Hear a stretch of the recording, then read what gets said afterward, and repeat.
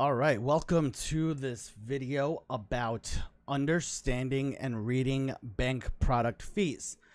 So this is going to become very important as you go and try and sell to existing EROs in the industry.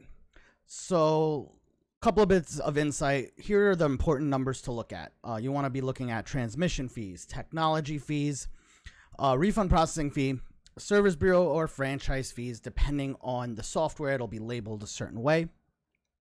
Here's some numbers to ignore that really aren't relevant to giving somebody a quote on software. Obviously, prep fees, anything that goes to the tax office. So prep fee, e-file fees, other tax office fees, like sometimes people use document prep fees and things like that. So whatever it is, every software is different in how they label it. But a lot of the times there's fees there that are added on by the ERO. And I typically like to ignore audit protection just because it's not that important to calculating the value of a customer. So for example, for us, we don't put an add-on on audit protection, but you can. A lot of the clients, most of the people I see don't even use it. So it's not that important. So whatever you guys determine to use for that, it's up to you depending on your business model. A couple things before we dive in. Value versus price. You don't always have to beat the price. Value-driven sales win more than just being cheaper. Software features and benefits work well in a demo.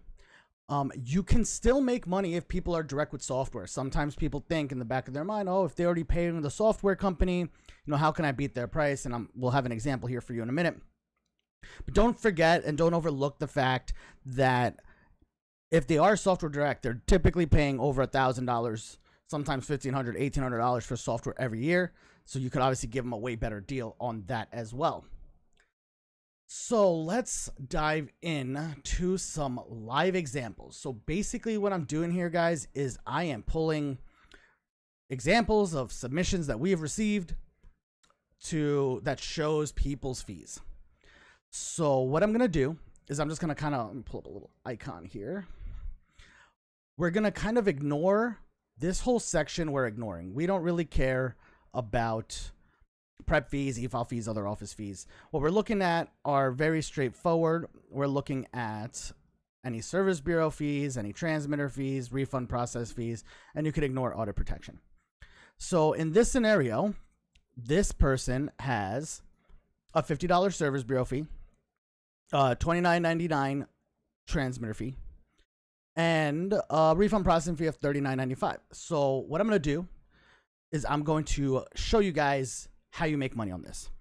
So I added this up. It equals $119.94. So what I'm going to do real fast is pull up our calculator. The bank was $39.95. This one has a $29.99 tech. Let me delete the lines there. $29.99. And then they had a $50 service bureau fee. On the right here is where is the default pricing that we have on the Slayer Pro Web. If you're using Crosslink, then this has to change because Crosslink is $29.95. But the majority of people are on Pro Web, so I'm just going to give you an idea. So basically, with this calculator, just added up $119.94. For you as a service bureau, the bank product by default costs $60.95. So what does that mean to you?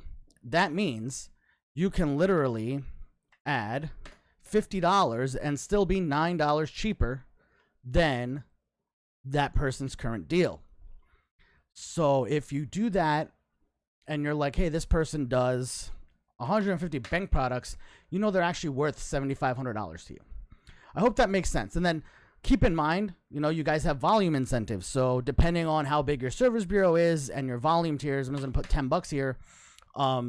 You can also calculate in volume incentives as well. So hey, this one client is going to get a better deal, right? Because it's going to be cheaper. You're probably providing more value as well on top of just the software.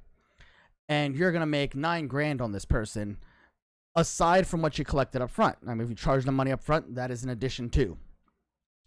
So that's one example. Now let's go to another one. All of these sheets look different, right? You're going to get, you just have to, that's why we're doing multiple examples. So you can see how multiple of these are laid out.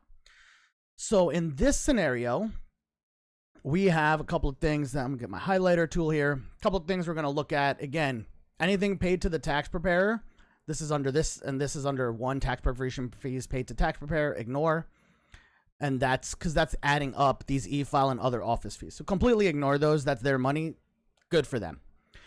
What we're really focused on are two things: the $61 transmitter and the disbursement fee paid to MetaBank. So we don't have a service bureau fee. You see it's 0. And we don't have audit fees, and any of the other stuff doesn't matter. So I put $0 service bureau fee, transmission is 61. And if you notice over here, I actually put $39.95 bank. Now, the reason why I do that is some transmitters will add in $11 on top of the $39.95 because there is a state bank product attached. So some of you guys that don't deal with states, you probably won't see that.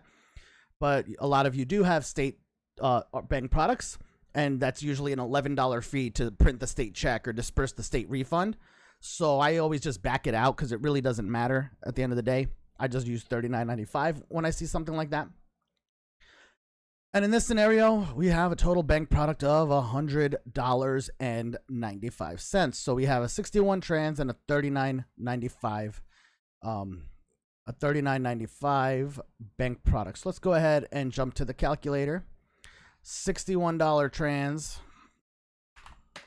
Let's just delete that. So we're at the 195. Is that the math I did? Yep.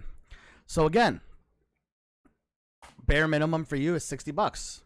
You can match it, right? Go ahead, add $40. Same pricing, cheaper software. You can bring it down.